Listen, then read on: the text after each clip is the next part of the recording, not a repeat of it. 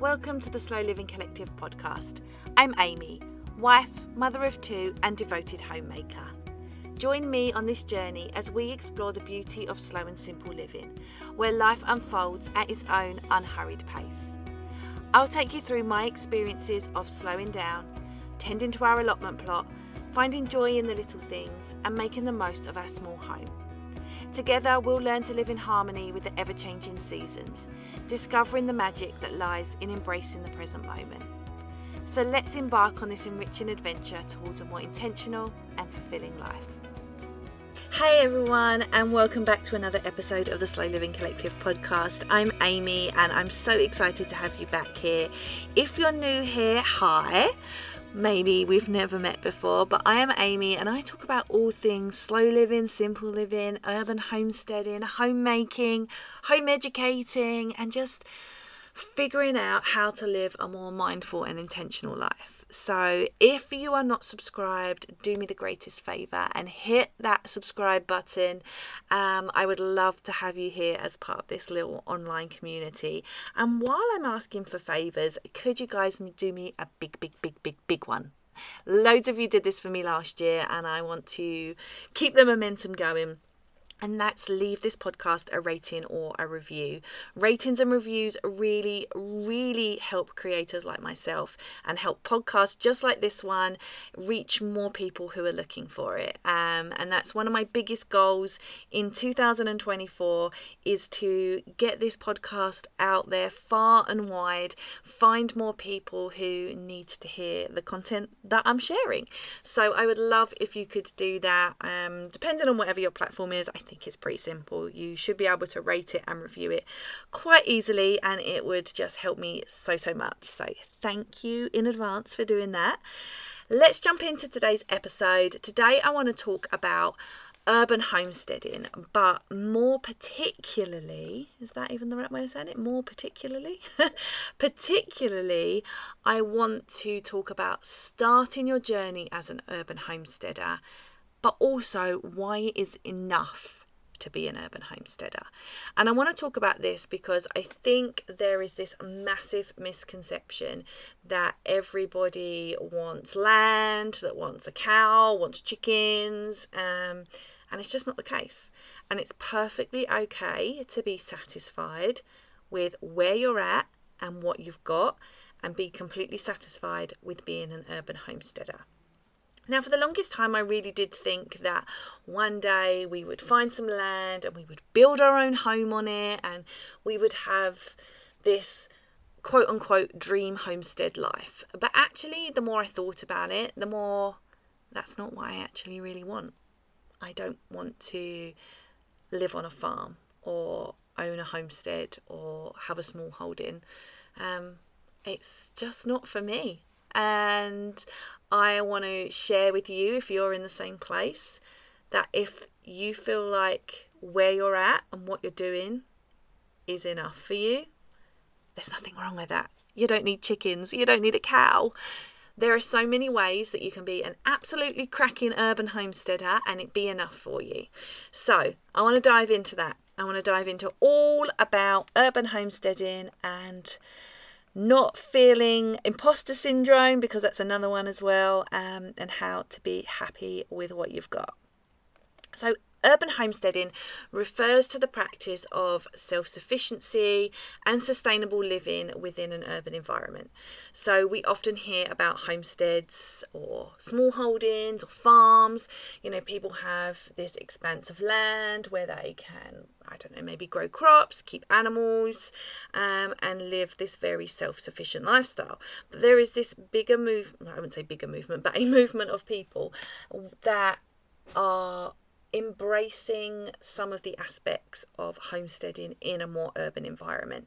And it's something that I have been on the path to for probably 5+ years at this point. And I live in a very urban setting. I live in a split level flat. I have a balcony space. For the last 2 and a bit years I have had an allotment, and yeah, I am just figuring out what urban homestead life looks like for me, and it ebbs and flows, but I finally feel like I found the flow in the last few years of what I foresee this part of life looking like. I don't want chickens. I don't have the desire to have my own dairy cow. I don't want goats. I don't want ducks. I don't want any kind of animal other than my cat.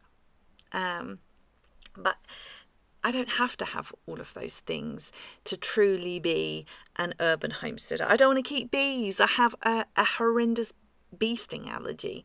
I don't want any of that, but instead I want the products of that. So for example, and I've spoken about this before, I know where I can get my raw milk from. I know where I can get my farm fresh eggs from. I know where I can get my raw honey from. I don't have to be an active part in the process of that.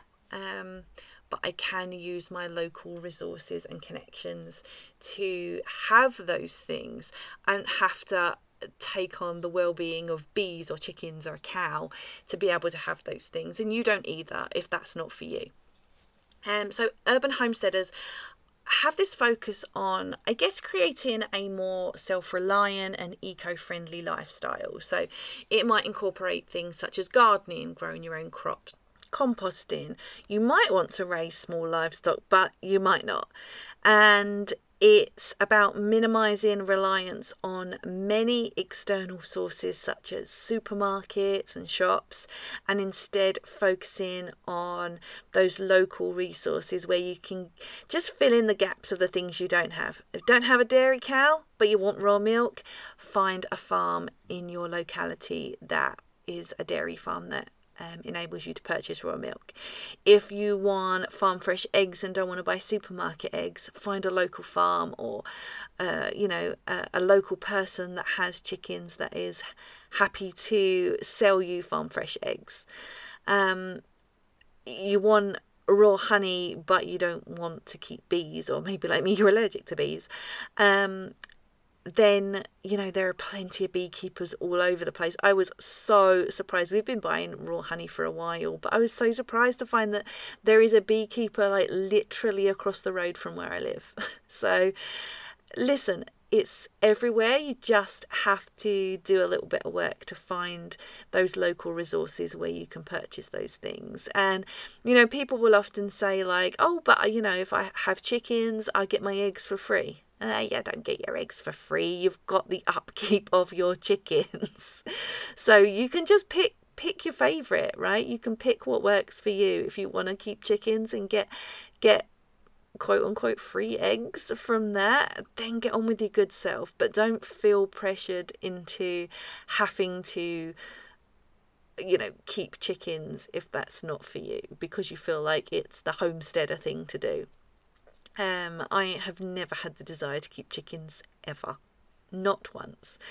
And so an urban homestead lifestyle just really aims to create this harmonious and sustainable existence in a more urban setting, and includes, I guess, environmental consciousness, embracing your community, and just more resilience and less reliance on external factors.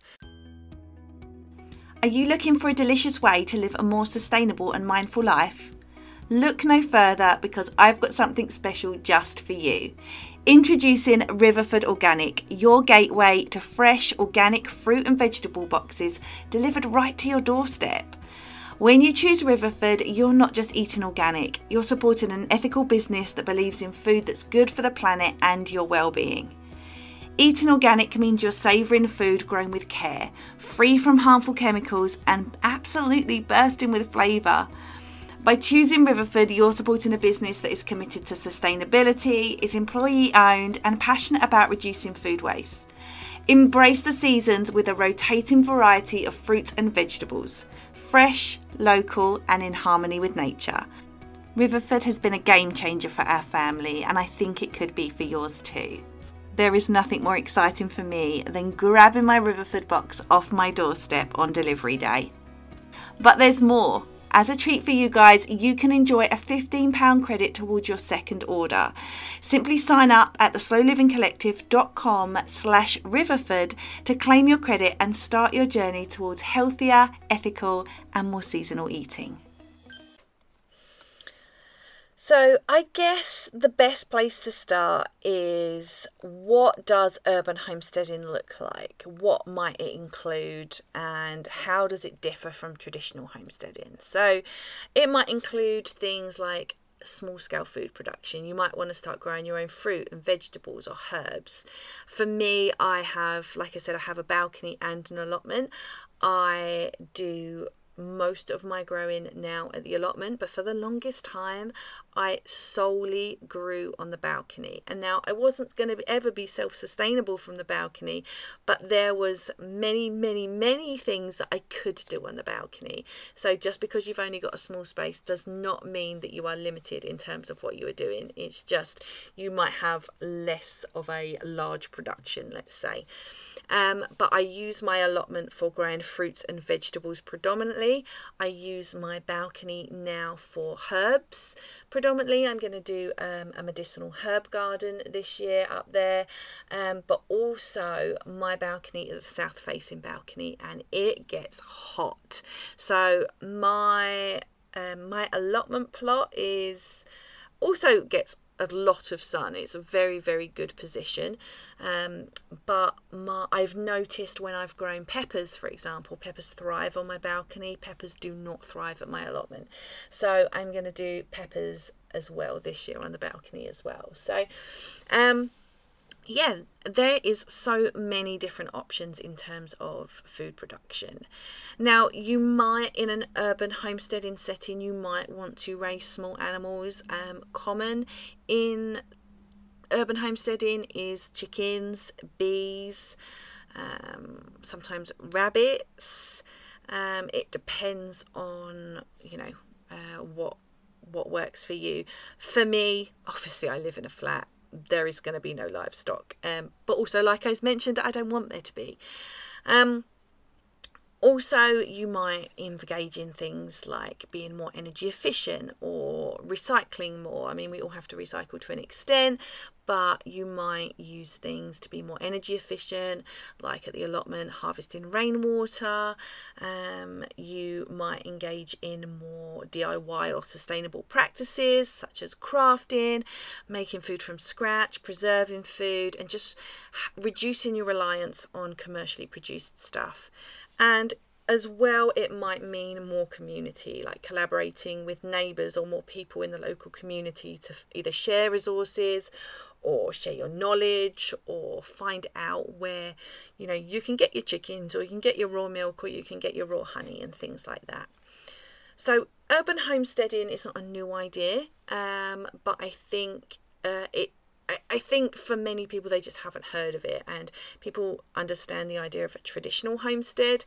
And I know, me and other people I know as well often feel like a little uncomfortable when we talk about urban homesteading, because people who are actual homesteaders, are like, oh, it's not the same, which is why it's called urban homesteading. Obviously, it's not the same. But yeah, it's just this idea that it takes place in a densely populated area, in an urban area. It's characterized by limited space. Like traditionally, obviously, homesteading occurs in a more rural setting with a massive expanse of land. We're not talking about that in urban homesteading, and that really does set it apart. And obviously in urban homesteading as well, people probably don't have something like a cow, right? People don't have cows in their back gardens. So they are two very different variations of a theme. And you will probably find that, people who are urban homesteading are not engaging in farming practices or agricultural practices. It is just, urban homesteading is seen as a supplement to commercial food sources. Like I mentioned, you can use your local resources to buy things from local farms and things like that. It's not this idea that it's anything like farming in general. It's just this supplementary way to live. And it's just more of awareness, I think, and a desire for more sort of sustainable living and more self-reliance where possible. And I think both urban and traditional homesteading share this core value of self-sufficiency, of sustainability, of being more practical, and just being more thoughtful on your living environment. I always think, like, when you're more thoughtful about these things, you live more by design than you do by just, you can just end up living because it's just the way it's done, or you can be more intentional about that. And I think when you live in a homesteading way, whether that's a traditional homestead or urban homesteading, you've chosen this way to live. So there are a lot of misconceptions about homesteading being exclusive to rural areas. And, I guess homesteading in a traditional sense is primarily associated with rural life, but I think it's undergone a bit of a shift. And I think now, with the emergence of urban homesteading and things, people just figuring out things that you can do in an urban environment just shows that things are changing. And so, if you've got a traditional homestead, or you want a traditional homestead, then obviously a large plot of land is probably ideal. But so many urban homesteaders are thriving in very, very limited spaces. All of those years, I've lived in my flat for 8 years, and I've only had my allotment for 2 of those. The rest of the time, I've grown exclusively on my balcony. Now, I didn't know I was urban homesteading at the time. I was just doing what I could do in the space I had available. And you can do so much. You can do container gardening if you don't have a lot of space. You can do vertical growing, something that's very important on a balcony. You can use community spaces like allotments, and it just shows that some of the parts of homesteading can really flourish in an urban setting.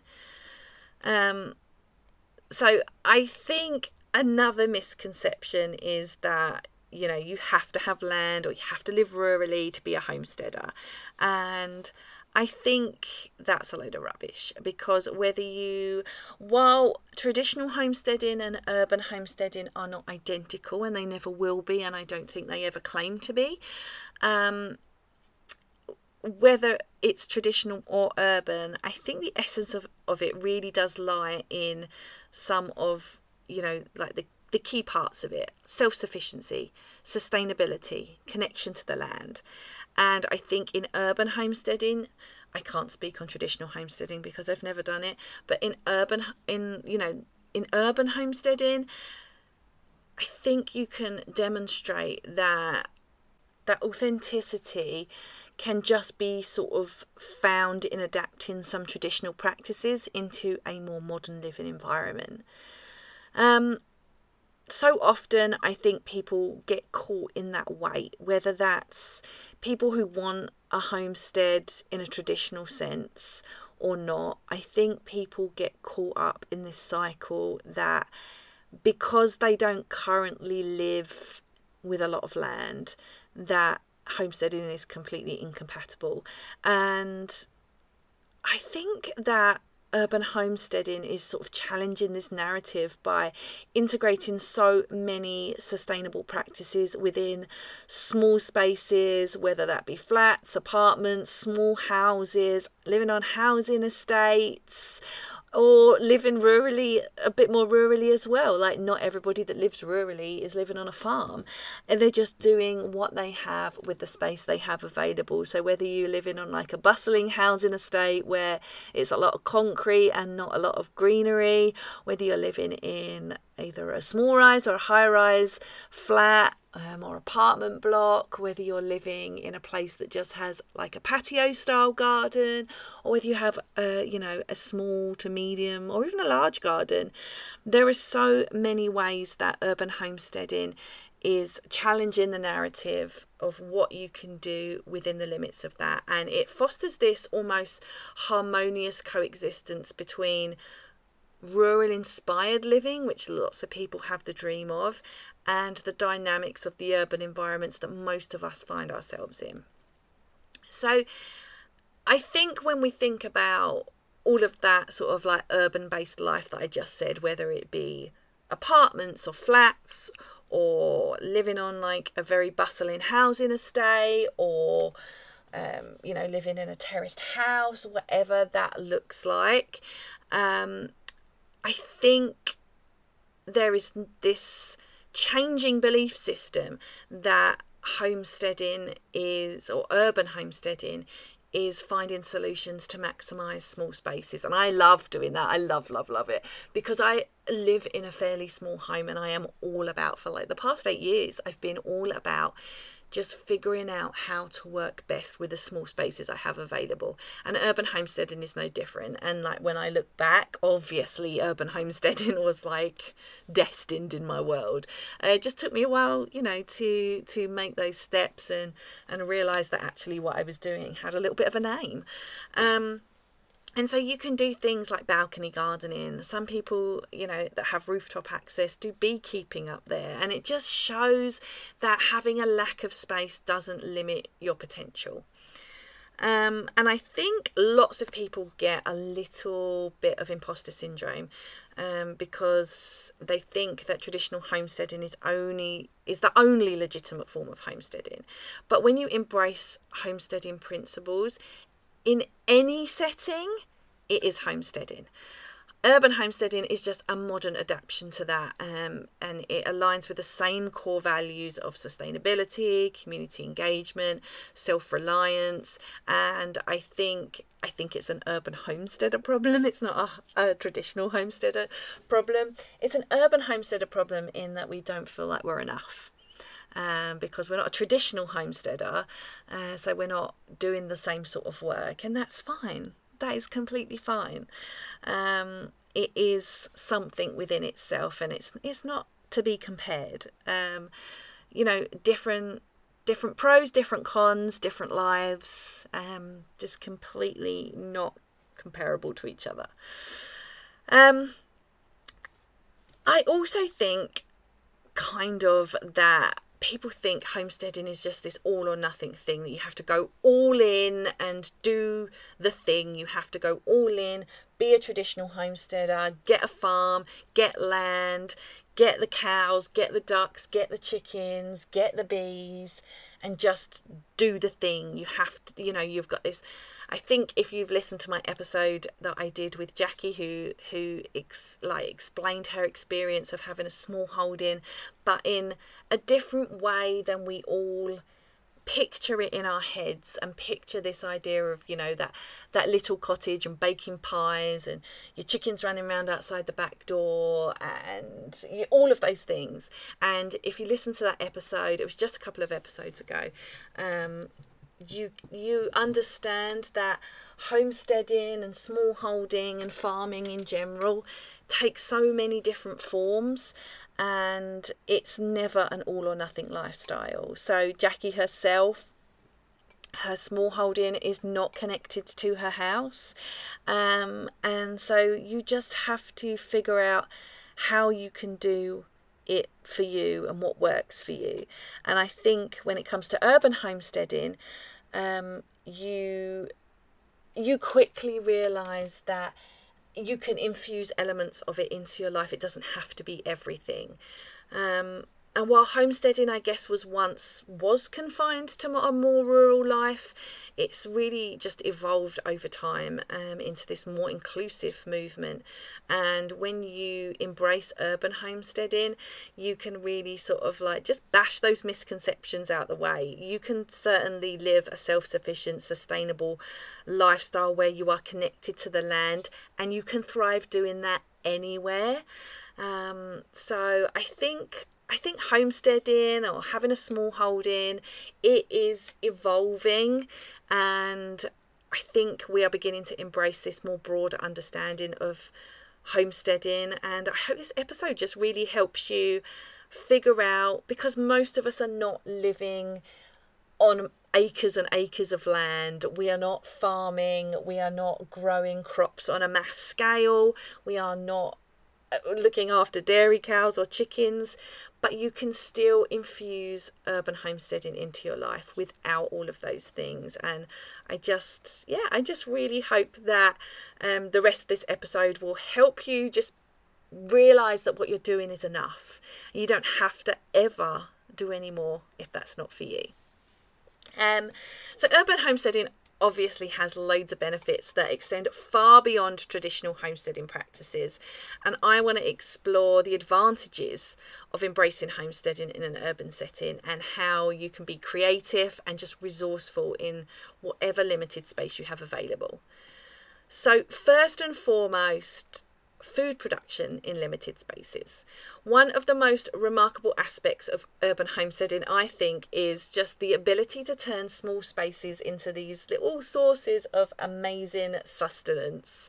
So like I said, I have grown for 8 years on my balcony, and I've grown a variety of things. I've had like those little tiny plastic greenhouses. I have done things that you wouldn't even imagine you could grow on a balcony. I've grown beetroot, I've grown radishes, I've done lettuces, I've done tomatoes, I've done all kinds of herbs, I've done carrots, container carrots, I know I'm missing stuff, peppers, cucumbers, I've even grown beans up a trellis. There is so much you can do, and my biggest tip, and I have some episodes that are strictly focused on balcony gardening, but my biggest tip is just give it a try. Just give it a try. You'll know if it works or not. I grew some absolutely cracking beetroot in pots. Do they grow as well as they grow in the ground? No, they don't grow as big. But who cares? Just do the thing, because I promise if you enjoy growing, you will get so much out of it.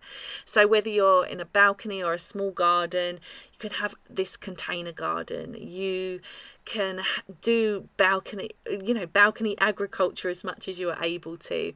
You can do amazing things with your garden. I know people that have turned their gardens into half like relaxing garden, half, raised beds and serious growing space. And it just goes to show how even through urban homesteading you can produce a significant portion of your own food, and that contributes so much to a sustainable and locally sourced diet. Like, you wouldn't believe the impact you are making just doing those small things and not contributing to food miles. Now, I think we're all in agreement that we're probably not going to be self-sufficient on a balcony, but anything that you are growing yourself and feeding you or your family with, however small, makes an impact.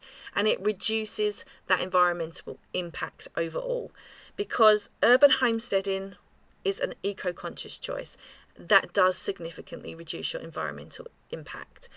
Because when you cultivate your food locally, you are able to minimise the carbon footprint that's associated with so much transportation of produce. How many times have you been to the supermarket and you have picked up a box of strawberries and it says Spain or Argentina or whatever? Food comes from all over the world, and not only does that enable us to have food way out of season, which is not great for us, it is causing a massive environmental impact as well. So the whole point of eating seasonally is because nature in your locality provides you with the food and nutrients that you need for your body in your locality at the right time.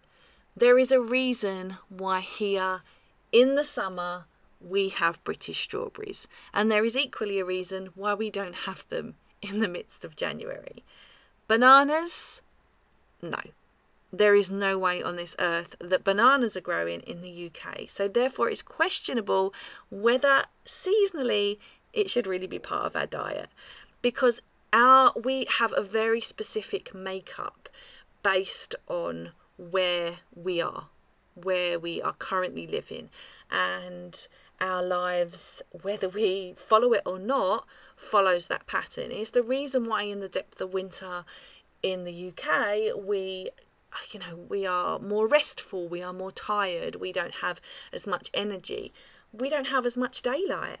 We have, at the worst, I think like 7 to 8 hours of daylight in the darkest seasons. And so, while that is just a small portion of the year, because, the daylight hours are constantly either getting smaller and then getting wider again, it basically, the food we eat and the food that is produced in our locality is providing the nutrients we need to get through those seasons. And so when we eat something like a banana, my little UK-based body, if I eat a banana in December, my little UK-based body is like, well, I don't know what to do with this. What is this that you are providing me? And so, you can dive super deep into that. But even if you are not growing your own produce, purchasing produce that is grown in your locality or is in season in your locality can really help your health and nutrition and well-being as well. But back to environmental impact, you can also do practices like composting and rainwater harvesting. This is something that we do on our allotment. And so we haven't done rainwater harvesting yet. We've been obviously working really hard on our allotment to get it how we want it. But also, these things are a work in progress, aren't they? I don't want to spend tons and tons of money. It's just an as and when it's affordable. So we have had some big things over the years that we've had the allotment. And this year, although it's not that expensive, we are going to set up some water butts. And get going with that, because there's actually little else we need to do, because we have spent a lot of time and effort getting the allotment to how we want it.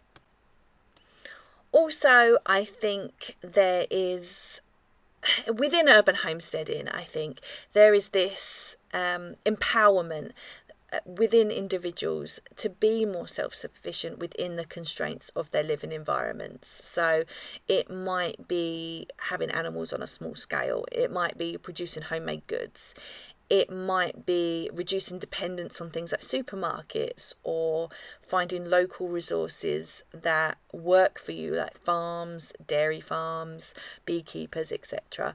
And I think as an urban homesteader, you then gain a greater sense of control over your family and what their needs are, and therefore that contributes to a sort of a more resilient and self-reliant lifestyle. So whether you are already a seasoned urban homesteader, or you're actually sitting here thinking, this is what I do, I just didn't have a name for it, or whether you're thinking that it's something you want to try, it's such an exciting venture, and I think it's filled with so many different possibilities for sustainability and self-sufficiency, and it'll look different for everybody because we all live in different homes with different lives and different families. So I'm going to give you a little help in how to kickstart your urban homestead journey. So first and foremost, I think the most important thing is to assess the space and resources you have. So have a look at your living environment. Maybe you live in a small flat with a balcony, or maybe you have a house with a garden. You're going to want to look at sunny spots for gardening. I have a south facing balcony, but if you have a north facing balcony, then it's going to be a little different than my growing space. So figure out the potential for growing vertically. How are you going to use resources such as sunlight, water access? On my balcony I get a lot of sunlight, but you just need to think about what works for your particular space.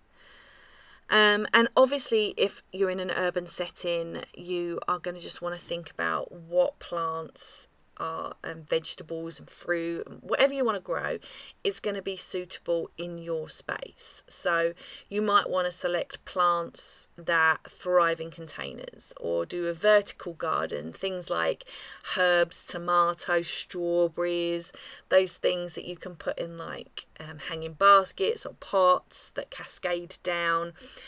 Using vertical space can be so ideal. If you've got a bit more space, you can invest in things like maybe dwarf fruit trees or berry bushes. That's something we have at the allotment. We have some dwarf fruit trees that we're growing. We've got apples, pears and cherry tree, but we've also got raspberry canes, a gooseberry bush and a blackberry bush.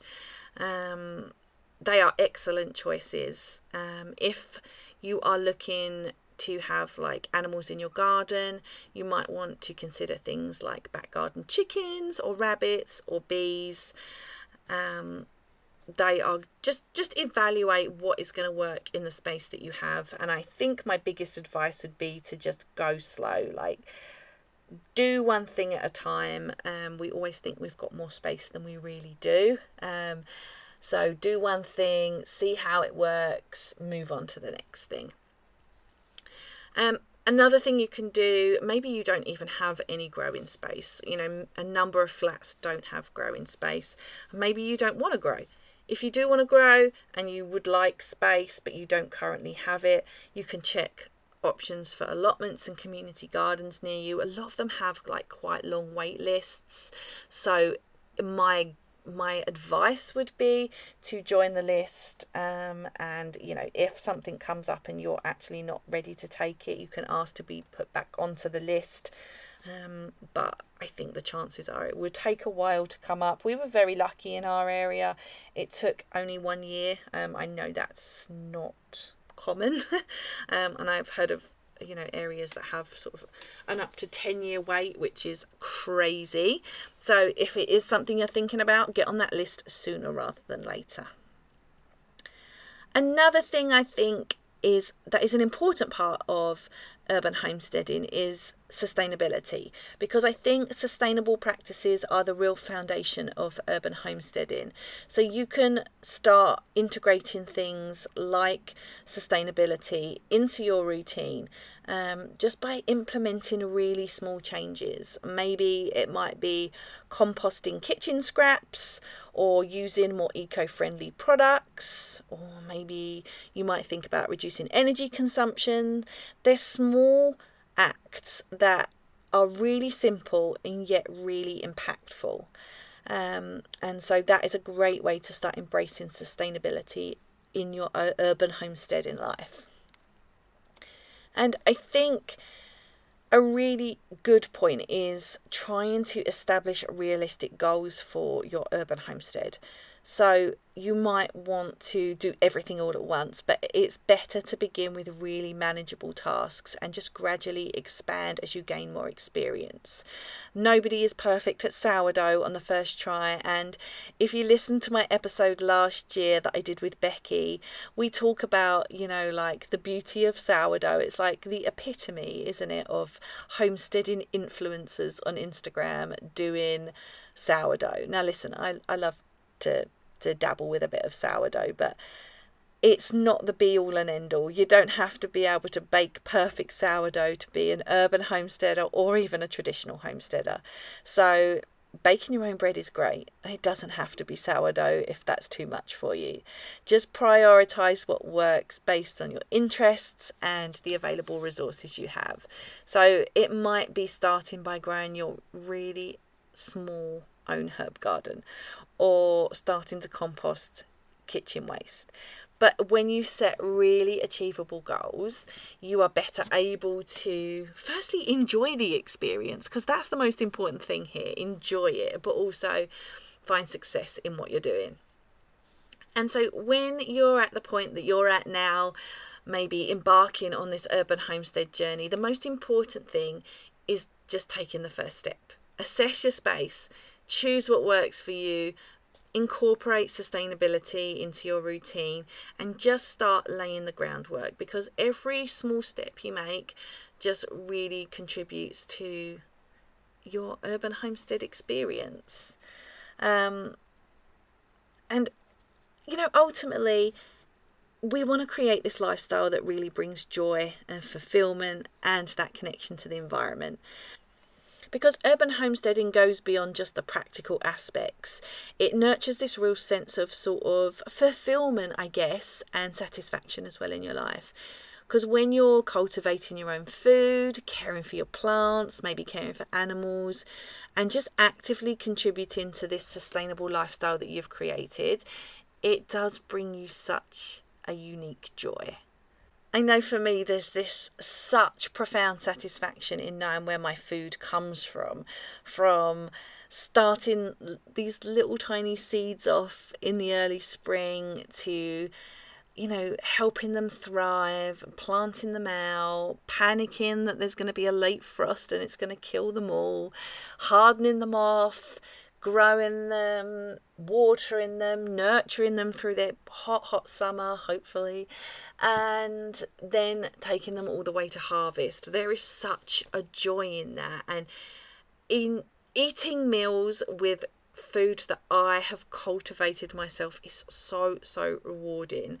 And sometimes I'm like, oh, this is a lot. I'm laying in bed worrying about my greenhouse, worrying about my tomato seeds. Is it too early? Are they all going to die? And like, nature will do its thing and I can only do so much. But there is such a deep fulfillment and satisfaction in urban homesteading for me. And caring for my own garden, caring for my food, but also in the external resources that I make use of, like knowing that I can get my raw milk just a few minutes up the road, the farm a few minutes up the road, and knowing that I can get my honey from a few minutes up the road, knowing that I can get my organic fruit and veg from Riverford, and a company that I truly feel like aligns with my values, and just creating this life that feels right. But also, urban homesteading has just taught me so many different skills as well. It's not just about what I produce in the ground, it's about the connection to the earth and just the positive impact I can make in my surroundings, within my family, and things like that. And I just think that joy, once you embrace urban homesteading, is just woven into the fabric of our everyday lives, and it nourishes like our bodies with the food we create, it nourishes the environment when we're sustainable, and it nourishes my soul as well. I think there is this deep satisfaction that's derived from cultivating this sustainable urban lifestyle, and I think if you choose to do it too, you will feel it as well. And as I touched on earlier in the episode as well, I think the importance really is to do what works for you and not do what you think is expected of you. If you don't want chickens, don't get chickens. If you don't want land, don't get land. If you don't want a dairy cow, don't get a dairy cow. There is a lot you can do as an urban homesteader, and being an urban homesteader is enough. You don't have to have the extras if you don't want to. What works for you is what works for you, and that's all that matters. You are an urban homesteader whether you have chickens or whether you don't have chickens. You are an urban homesteader whether you bake sourdough or whether you don't bake sourdough. Just create a life that brings you joy and don't worry about what everyone else is doing. I have friends who are urban homesteaders that have chickens. I have friends who are urban homesteaders that don't have chickens. Everyone just doing their own thing, and that is all that matters. Don't get imposter syndrome. We are all in it together. Calling all sourdough enthusiasts. If you've been wondering what to do with all of that precious sourdough discard, I have some exciting news for you. Say hello to my free recipe guide, The Sourdough Discard Kitchen, your key to turning that discard into something truly amazing. Unleash new flavours and textures in your cooking and baking, and explore a world of recipes and ideas with your sourdough discard. It is time to transform your sourdough routine. Visit theslowlivingcollective.com/sourdough to download your free guide. Okay guys, that is the episode. Thank you so much for listening. I would love to know your thoughts on urban homesteading. Are you an urban homesteader? Are you happy where you're at? What does life look like for you? Do you want to stay an urban homesteader? Do you one day want to transition to your own traditional homestead? What does it look like for you? I would love to know. I am an urban homesteader and I am absolutely 100% satisfied with where I'm at.